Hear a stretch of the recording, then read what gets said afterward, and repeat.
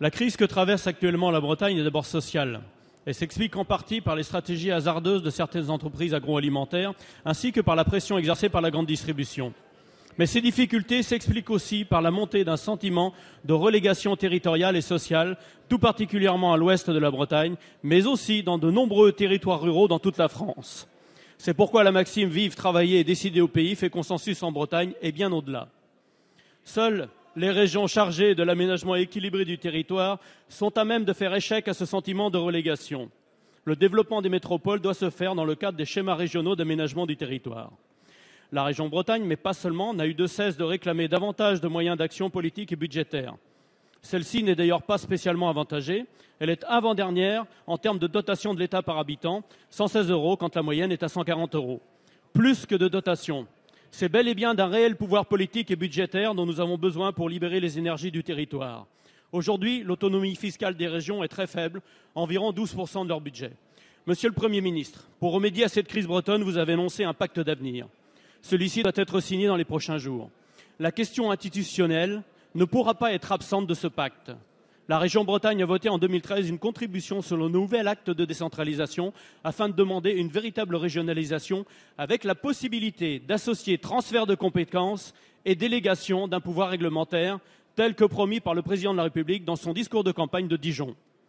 Monsieur le Premier ministre, serez-vous en mesure de répondre favorablement à la demande de la Bretagne et des régions alors que les métropoles seront sanctuarisées ? Ce qui est possible pour Lyon doit être possible pour la Bretagne et les régions de France qui en font la demande. Merci. La parole est à Madame Marie-Lise Lebranchu, ministre de la Réforme de l'État, de la décentralisation et de la fonction publique.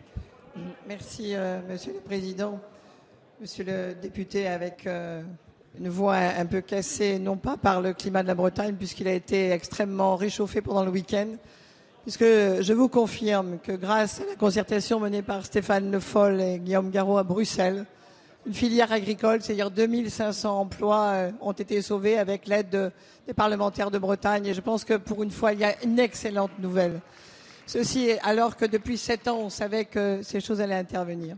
Ceci étant, concernant la question institutionnelle, parce qu'en fait, il y a 3 volets dans votre question. D'abord, sur le pacte d'avenir, la concertation est largement ouverte, en particulier à l'ensemble des conseillers régionaux de Bretagne, des parlementaires et des élus, ainsi que des corps intermédiaires. Le Premier ministre y a tenu. Beaucoup de propositions ont été faites qui, à mon sens, en tout cas, devraient être reprises par le Premier ministre, mais là-dessus, vous en savez autant que moi. Sur la question institutionnelle, sur le point du pouvoir des régions que vous appelez de vos vœux, je vous rappelle que c'est parce que la Bretagne, effectivement, avait demandé l'expérimentation que celle-ci, dans la Constitution, ne nous permet pas de suivre, puisque si une compétence est transférée à une région et réussie, elle doit être transférée à l'ensemble des régions de France.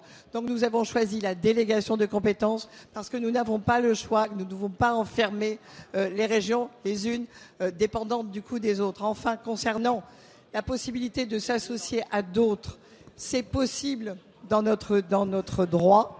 En particulier, après la conférence territoriale de l'action publique, la Bretagne pourra, avec l'ensemble des départements et des agglomérations, porter un certain nombre de questions institutionnelles. Je vous rappelle enfin que concernant les langues, le président de la République s'est engagé à que soit ratifié si les groupes parlementaires, dont l'UMP d'ailleurs, acceptent enfin de nous rejoindre sur cette demande de révision constitutionnelle. Les portes sont ouvertes, on reverra au moment de la discussion de la loi. Merci Madame la